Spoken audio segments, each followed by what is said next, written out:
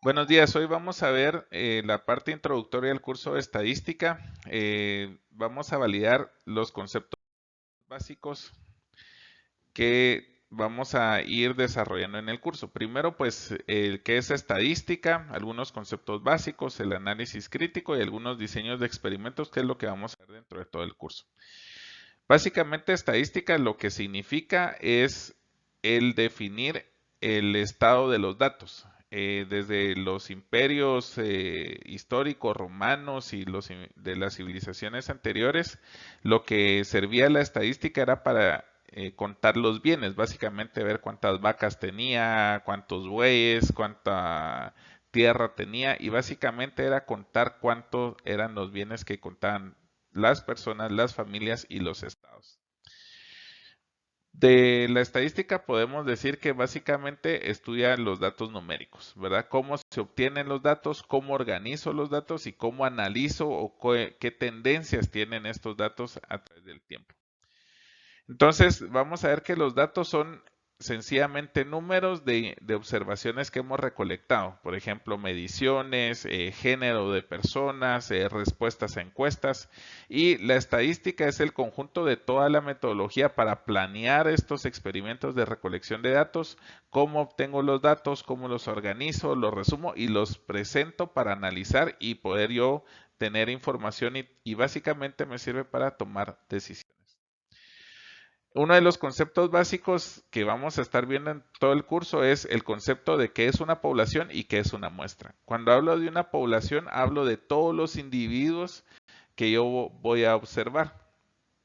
Entonces es el conjunto completo. Y cuando hablo de una muestra, es un pequeño grupo de esa población a la cual yo le tomo los datos. Y lo que yo voy a hacer es decir, bueno, si esta muestra es parte del todo, el comportamiento de esta muestra es un reflejo del comportamiento de toda la población. Sabemos que yo no puedo ir a hacer un censo. Cuando hablamos de un censo es que yo voy de uno por uno de los miembros de la población a tomarle los datos. Eso es demasiado caro, demasiado tedioso, demasiado trabajo. Entonces yo nunca voy a poder, bueno, no nunca, pero es muy difícil que yo haga un censo. Acuérdense que acá en Guatemala incluso teníamos 10 años de que no hacíamos un censo poblacional porque es demasiado caro. Entonces yo lo que puedo hacer es tomar una muestra y decir, bueno, si esta muestra es parte del todo, el comportamiento de esta muestra es un reflejo del todo. Entonces, una de las características de esta muestra es que pues sea una muestra aleatoria, que no sea sesgada, para que pueda ser un reflejo de toda la población. Entonces, en cuanto a la recolección de los datos muestrales pues deben de reunirse de una forma adecuada, de llevar un proceso adecuado de recolección y de tratamiento. Entonces, cuando hablamos de tipo de datos, durante todo el primer capítulo vamos a hablar de tipos de datos.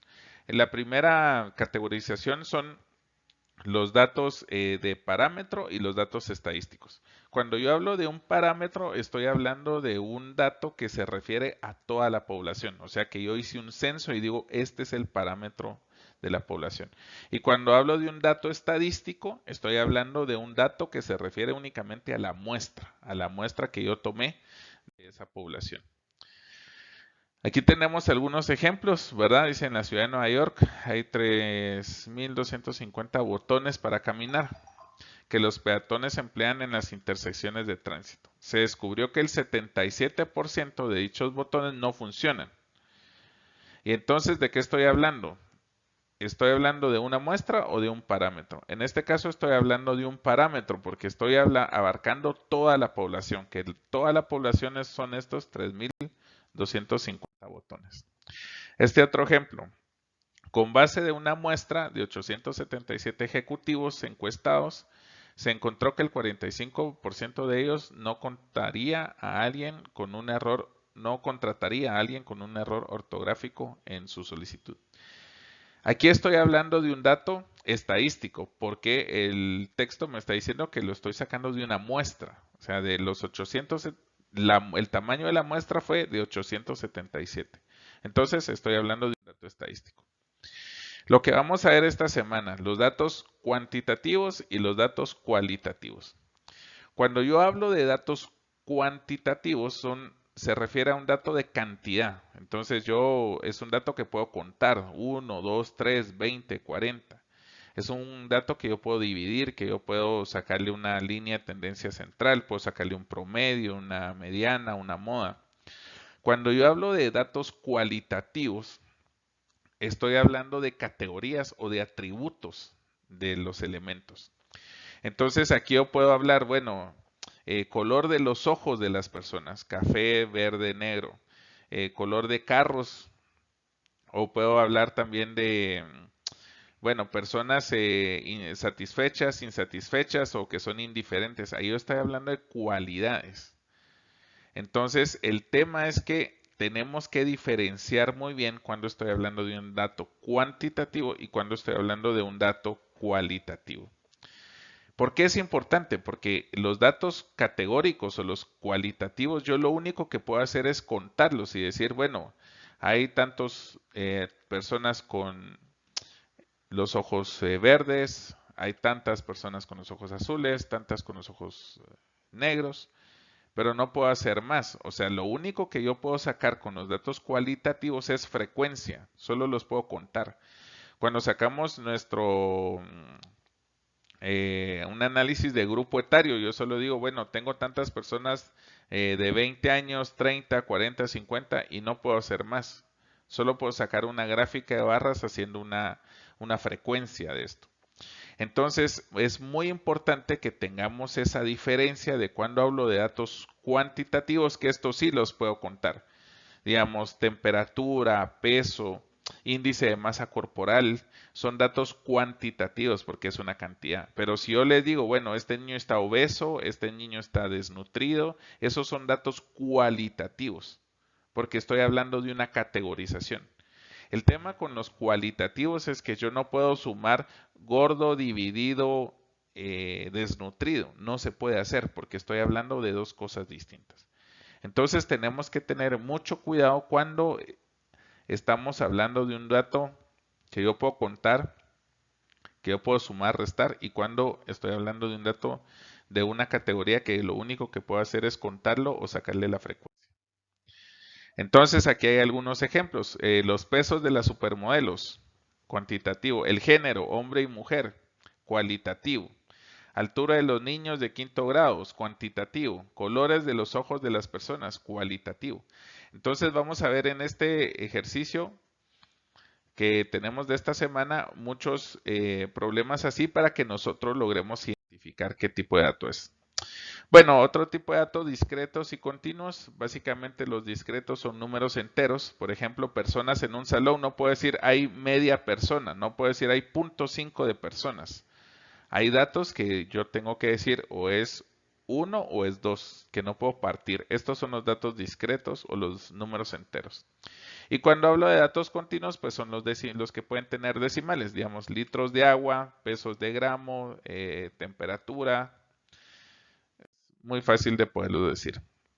Entonces, ejemplos aquí, número de huevos que pone una gallina, no puedo poner 0.5 huevos. Cantidad de leche que produce una vaca, pues ahí sí, 1.2 litros, 2.5 litros o galones. Número de latas, dice, bebidas. Estoy hablando de latas, no estoy hablando de litros o mililitros. Entonces aquí es donde yo tengo que tener la diferencia. Bueno, nivel de medición, tengo una medición nominal, que la medición nominal, que es la anterior, solo me sirve para nombrar las cosas. Por ejemplo, el número de identificación de la persona, el DPI. Entonces, este DPI es un número entero, pero que no significa nada. O sea, es solo un nombre.